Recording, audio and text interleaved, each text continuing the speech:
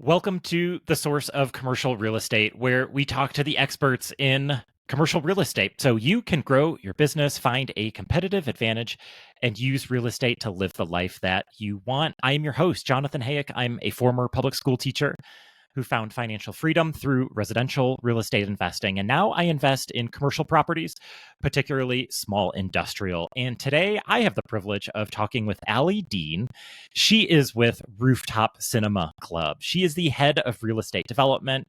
She has over 15 years of experience in the industry, and she is working on some truly novel concepts. She has been a part of commercial real estate from the tenant side, the landlord side, the owner side. She's worked for REITs, and she has been heavily involved in commercial real estate. And this is going to be a fantastic conversation. Aly, thank you so much for joining me. How are you doing today? Doing great. Thanks for having me on. Well, Aly, why don't we start out with you telling us a little bit more about your background and what your work looks like today? Yeah. I started working in real estate kind of on the cusp of it, more around the energy efficiency, renewable energy technologies that could be deployed through commercial applications when I was in my early 20s. And I pivoted that to a stint with a boutique brokerage firm here in Washington, D.C. A lot of HOAs, high-end residential. Moved from there to what was one of the most profitable REITs at the time, PS Business Parks, which has been since sold to Blackstone and trades as Link now. That's really where I, sharpened my skills around compliance and SOX and, highest and best use of real estate always, and keeping customers happy and, tenants and buildings full of people. And then from there, I broke off. I figured I wanted to get a little bit more creative in my endeavors. So I moved to the tenant side of things and carved a path for myself in sort of emerging brands. And so there I've been for the past 8 years or so, working to grow, develop, expand in a strategic sense, cusp industries. So that's taken me through fashion, music, entertainment, cannabis, and now with Rooftop Film Club, showing outdoor open air cinemas. And really happy to be here and happy with the little niche that I've carved. So tell me about, is it Rooftop Film Club or Rooftop Cinema Club? Yeah, so we were originally founded in the UK as Rooftop Film Club. So we trade over there. If you go to any of our locations there, it's called Rooftop Film Club. Domestically here, we're growing. It's called Rooftop Cinema Club. All under one umbrella, doing the same thing, consistent brand standards and customer experience. Okay, so let's get into it. I mean, the name is really intriguing. When I heard about this, I was like, I have to learn more about this. So tell me about Rooftop Cinema Club. What is it and what do you all do? Yeah, we screen, cult classic, fan favorite films, and open air cinematic experience. So we are on top of buildings, on top of any type of building you might have that has the appropriate amount of square feet for us. And really creating like this escapism for anybody who wants to come and enjoy some movies under the stars. We serve, a craft cocktail menu, non-alcoholic prepackaged drinks, candies, snacks, that sort of thing. It's fun for everybody to come out and enjoy a film under the stars with us. So tell me, how does it work? Are you leasing out these buildings? Are you using other people's buildings? What sort of properties do these events take place on? Yeah, we are a leaser. So we will lease space and the most probably underutilized bits of buildings. So we come in, we beautify, amenitize, and then monetize areas that commercial building owners really think of as an afterthought. Back when I was on the landlord side, if somebody had come to me and said, "Hey, Aly, I'd love to rent this area of your roof next to your old RTUs. Could I do that?" I would say, happy days. Yes, please. Please pay me money for this area. So we take like a long-term view of partnership with our landlords, coming in to really elevate that space. As far as the asset type agnostic. Parking garages, office buildings. We all know what's happening in that, market segment right now. hotels. We have some wonderful hotel partnerships, residential, all kinds of things. And one thing that's unique about us and our ability to be flexible on these assets is we do everything through headphones. So there's no amplified noise. We're a really great quiet neighbor to have, so not disturbing anyone's quiet enjoyment of anything around us. So we're sort of like the little silent killer there, earning lots of money for people. So describe the experience for me. Um, how do you beautify and amenitize the top floor of a parking garage? Yeah, it starts with the underpinnings, the really like unglorious kind of nerdy back end stuff. So we're talking the structural reinforcement and making sure your utilities and everything are drawn up there appropriately. So that's all like in the background, and we have a really sharp team who handles that for us. And then, the brand affect is what our customers see. The brand is working. So we have our whole customer experience. We're rated 4.85 on Google stars. We have a 74 NPS rating. We have 470,000 Instagram followers. So, our brand and that what we're putting out really resonates with a lot of people in the areas where we are. So on site, it's a lot of fun colors. This is our one of our brand colors shirts that I'm wearing today. So it's a poppy sort of, Instagram moment blending experience. It's fun for everybody. So our color palettes are bright and vibrant. We have cafe lights on dimmers to kind of like set the mood through day parts. Really funky art and kind of brand experience once you're on site. Who is your target market? Are you going towards young singles? Is this a family thing? Who's your ideal customer? Everybody. We're probably one of the most democratic concepts going these days. We have something for everybody. So whether it is, an afternoon showing, you take the kids to soccer and you want to let them sit and watch a movie while you have, a beverage and, some popcorn and hot dogs with your friends. It's great for that. We're known for being a date night. So a lot of folks come out, date night, girls' night out, that sort of thing. Typically we see, on those evening showings, it's 25 to 34-year-old, crowd set. We've noticed a upward trend with women purchasing. So women are purchasing about 60% of the tickets right now. So something for everybody. We have our trends just like everybody else. But truly, the programmatically, we are set aside because we can do thematic programming and sort of appeal to a broad base of people. Do you only operate in outdoor settings? We do, yeah. So our cinema is 100% outside. Our food and sort of like lounge areas sort of depends just on, the structure that we're going into. So typically we have covered huts. We also have some sun sails and that sort of thing to kind of take the edge off of the warmer seasons, when there's direct sunlight or if there's light sprinkling rain, that kind of thing. The whole goal is to be outside under the stars and really enjoying like outdoor time with some fun and combining the two. As we look ahead to our growth strategy, there will be more some climate mitigation elements that we layer in. So it might look like more robust fans and heating elements, that kind of thing, with extended awnings. But we do have all of that, at our existing locations right now. Like I said, just to sort of take the edge off when weather gets going in one direction or the other.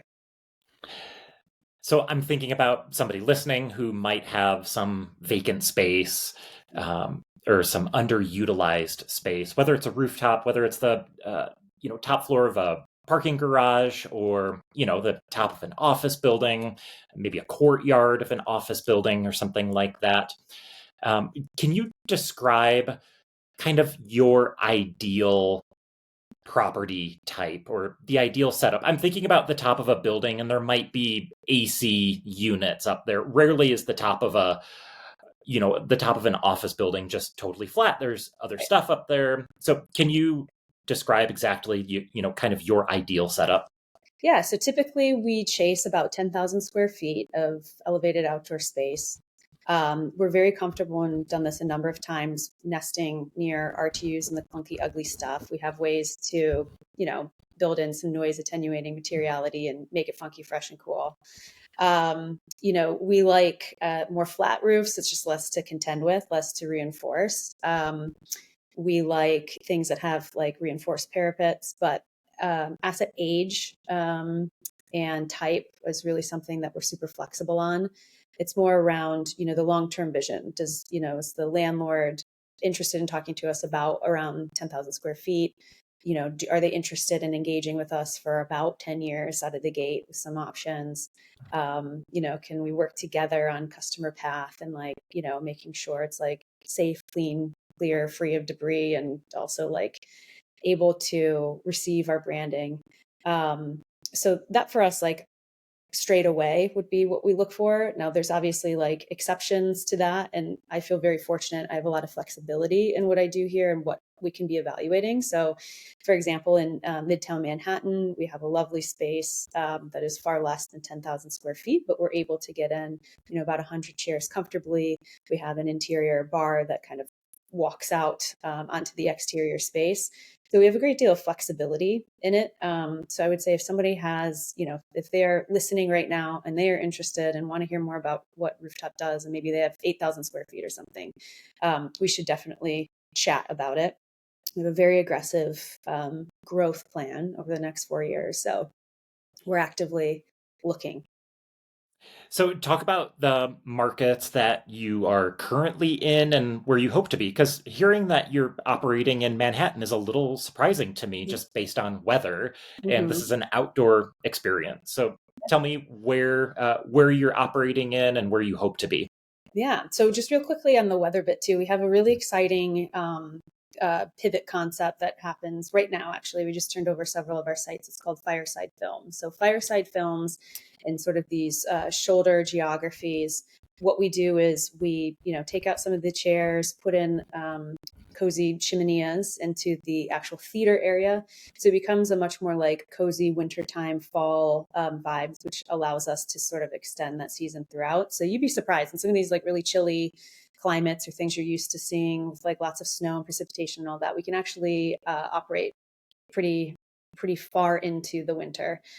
So the sites that we have, we've got 2 overseas in London. We have 1 in New York. We have 1 in Miami, Chicago, Fort Worth, Houston, San Diego, and Los Angeles. So I think I mentioned we'll probably do a 4x growth over the next couple of years. And so within that, we're looking in the Southeast. We've got some promising conversations going in the Atlanta market, Kansas City, probably Brooklyn, all over Florida, obviously Los Angeles, little dots here and there across the Midwest and mountain region, like, Denver, Colorado, that sort of thing. And is this a pop-up concept or are you a permanent long-term tenant? We are a permanent. That's a great question. We're a permanent long-term tenant.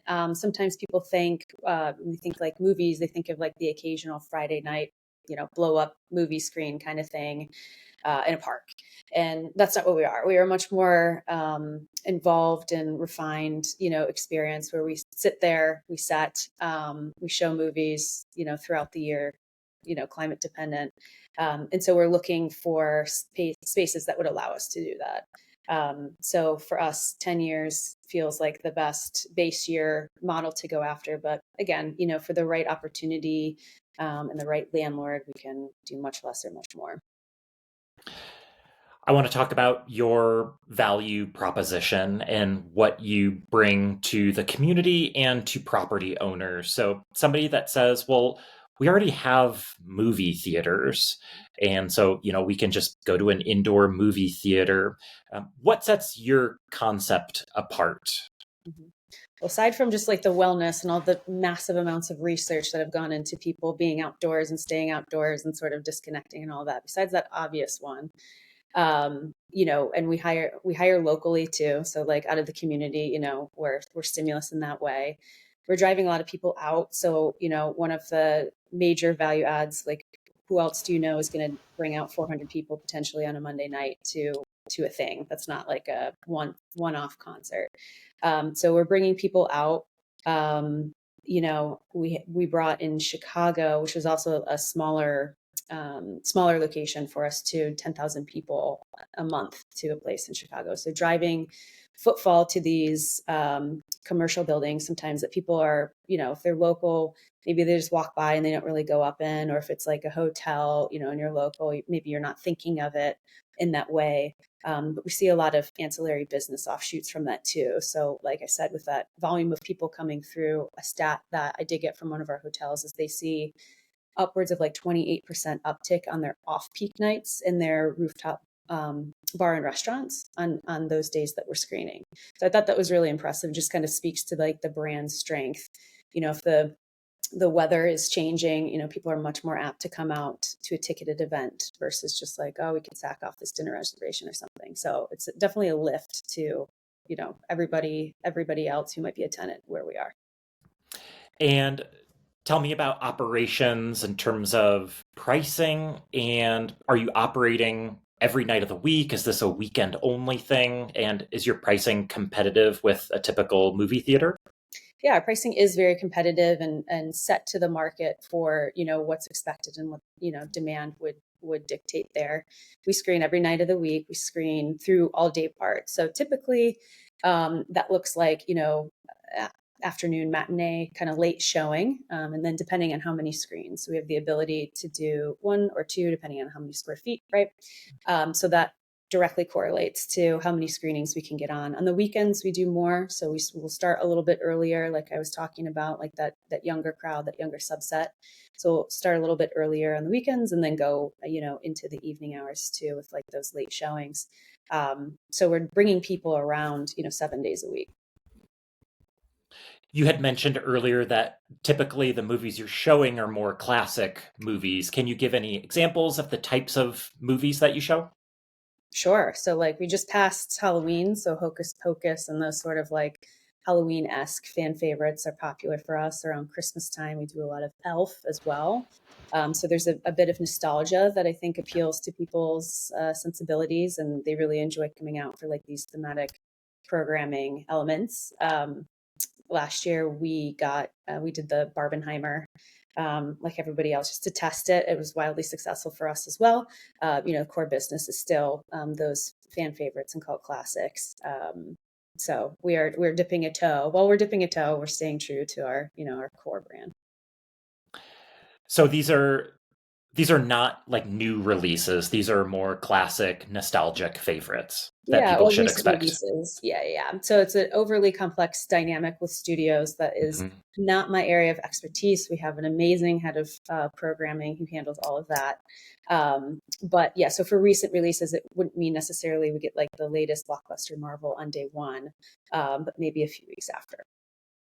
Can you explain more of the experience with the headphone idea? That's not something that I was aware of or had even considered, but can you talk about what that experience is like, wearing the headphones and why you do the headphone idea? Yeah, so the headphones obviously help with noise reduction, noise pollution. We have the ability to toggle through stations. People can plug in. So if certain folks have hear assist or needing that extra boost, we have the capability to plug in with their equipment. We're also testing out on channels different languages. So if you want to come and listen to films in different languages, that's something that we're working on right now. It also allows us to diversify the programming. So yeah, we do films, and that's like what we're known for. But we also have silent discos that are wildly popular. Thematic nights around that. We've shown sporting events. So everything that is like transmitted through the ear obviously is like a crisper sound as well. You get a little bit less of the background noise and that kind of thing. So it's been something that our customers really have enjoyed. So that makes a lot of sense. And so I'm just thinking now, you go to a landlord and you say, "Hey, we want to show movies on your rooftop," and you're blasting sound and movies for a couple hours at night that may not inspire great relationships with neighbors. And so that makes a ton of sense that you can still operate late at night and not disturb neighbors. Can you talk about kind of what's the reception been from property owners and landlords to this concept? What sort of questions do they have? Are they open to it? What's that like in trying to lease space? It's usually the first thing is like, how? Like, Right. what are you talking about? How do we do this? Like, I'm interested in what you're putting forward, Aly, but like, how do we actually do this? And so, you know, we just try to sit down and educate people on like like the logical steps that need to be taken. So there's some amount of due diligence that we do. We run the data in the background about, you know, who lives in the area and, you know, their movements and stuff like that, like every other brand does. And then with the landlord, you know, just sorting through things like, you know, how do we make it ADA compliant to get access to the roof? Like start there. Could we put in a ramp? Is an elevator in existence? You know, like how can we accomplish that? You know, we serve food and beverage. So, you know, where is plumbing located? So we just sit down and take a partnership minded approach. We don't leave any landlord alone. We sort of say, here's the things we need. You know, here's typically how much power we use. You know, we can co-locate it or not. We can punch through, like, tell us what you're working with over there. And like, you know, let's see if this thing is something to get done. So it requires a little bit of creativity on the landlord's side. You got to be thinking kind of like I used to think, which is like, you know, tactically, how do I make more money on this asset, right? Like, and, you know, are my existing customers, my tenants going to be happy with this? Is this going to be a value add overall? And so fortunately, like our answer is like, yeah, we are those people. We are a really great neighbor to have, you know, we are going to bring people out and we are going to work with you to make that, you know, to improve the asset that you own. So yeah, it's really just rooted in the partnership, and it all starts with like, how, you know, this seems hard to me. How can you make it feel less hard? And we're right there with them to help. That idea makes a ton of sense. Bringing people out that maybe would not otherwise be in this neighborhood or maybe not be out at all. You had mentioned earlier the hotel. See, I don't know if you're on the rooftop of that hotel or just close by, but that hotel seeing an uptick of bar and restaurant patrons, and that makes a ton of sense. It seems like it would make a lot of sense for you to be located in a spot where there are some complementary activities going on, whether that's a bar or restaurant or bowling or I don't know what what Mhm. people do. I don't go out at night, but it seems like it would make a lot of sense to be around complementary businesses to make it an experience and help everybody. So when I first heard about this, I thought my mind went more towards this was like a special event and you'd need like a special event permit. But it sounds like this is a uh, permanent concept. Do you need any special permitting or zoning to operate? Yes. So, but we're also no different than any other sort of like retail entity or F&B that has to go through the same, you know, things that we do through building departments and making sure our business licenses are up to snuff and making sure we're entitled properly to, you know, get our liquor licensing and all that kind of stuff. So we follow all of the same best practices as everybody else does. We follow the same compliance things as everybody else does. And as long as we, you know, work together with the landlord on, you know, putting the package together of making sure things are compliant, it's really pretty easy. But it's just like any other growing business, you know, when you're first to market, then you set up, you know, the structure of that in that environment. So it's easy. I think also we are fortunate to be able to like track some of our drive traffic patterns, and we um, have got some data on that too, which landlords also like, depending on if they have parking on site or not. But what we found where it's a drive population, so in places like Texas, um, we do a we usually ask for around like a $5 validated rate on parking. And so what we see in those high drive areas is that translates to like $250,000 additional revenue through parking. So not only are landlords getting, you know, rents from us, we're working together on that parking bit. And so there's like an ancillary bucket there annually that comes through, and that keeps everybody really interested too. It's like, oh, I didn't realize all the ways in which, you know, this could benefit me. You've got this crazy footfall generator for like the other things I might have going on site. You know, my building's getting higher visibility. Now I'm getting, you know, this rent on this otherwise unsightly area, and that looks really cool, and like we can use this in our marketing. And then, oh, by the way, now I'm also making some parking income too. So very big value prop there. One of the most interesting ideas is, to me, is what you just talked about is increasing income for the property.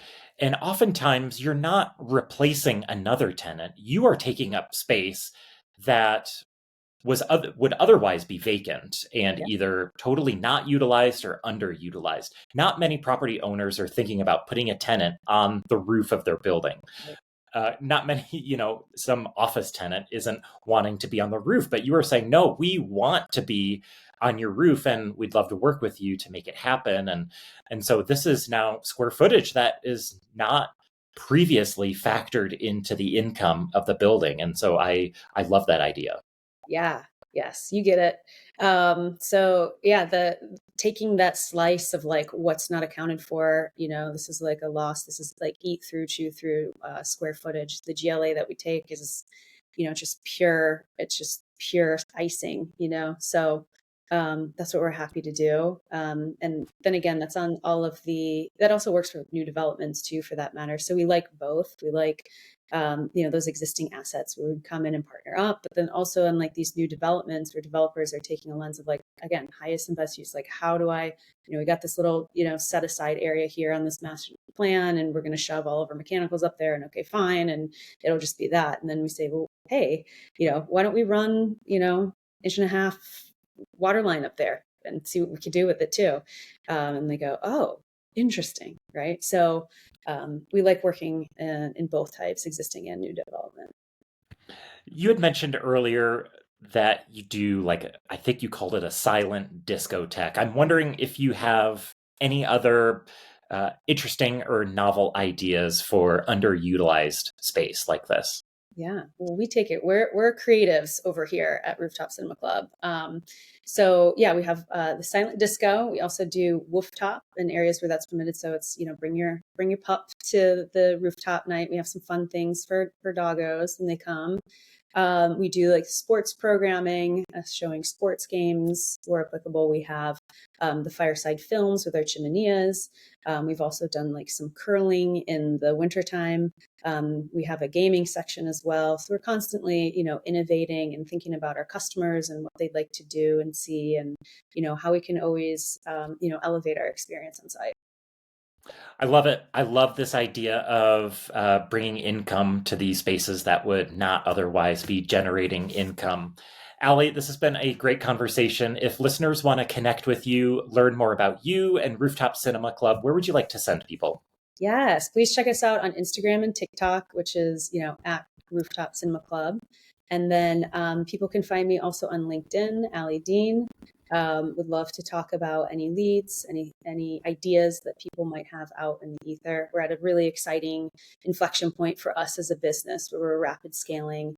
And so, resourcing in order to do that, we're in the thick of it. So it's a really exciting time to join up with us and be a part of this rocket ship. Aly, great conversation. Thanks for joining me. Yeah, thank you very much. Listeners, if you enjoyed this conversation, reach out to either one of us. We would love to connect with you. Thank you so much for listening. We appreciate you. Until next time.